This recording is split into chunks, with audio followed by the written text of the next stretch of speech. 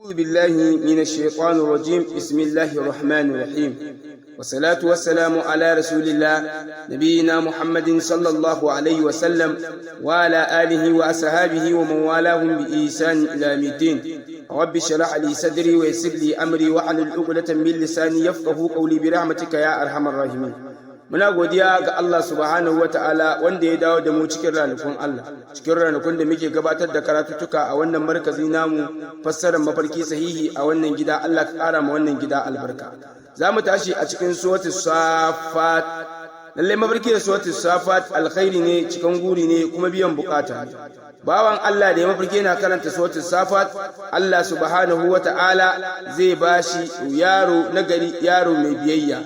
Allah zai bashi yaro mai yaƙini da Allah, kuma yaro mai jin tsoron Allah. Lallai mafarki da suratul Safat mutum zai zama mai ladabi, mai da'a, kuma mutum zai zama yana tadabburi a cikin wannan ayoyi, zai zama mai yaƙini da Allah, zai zama mai yarda da Allah, zai dinga zama zuciyar shi tana tuna Allah. Lallai mafarki da wannan suran komawa ga Allah ne bawa zai zama. Don ne mafarki na kato suratul Safat zai zama ya sallama ma Allah rayuwar shi zai dinga tuna Allah, ba zai dinga saba ma Allah ba. Allah ka datar da mu duniya da lahira, Allah ka biya mana bukatunmu na alkhairi. Zalika mimma allamani rabbi, wannan shine iya abin da Allah ya sanar da ni, sai kuma Allah ya sa mun ƙara addu'a. Wassalamu alaikum wa rahmatullahi wa barakatuh.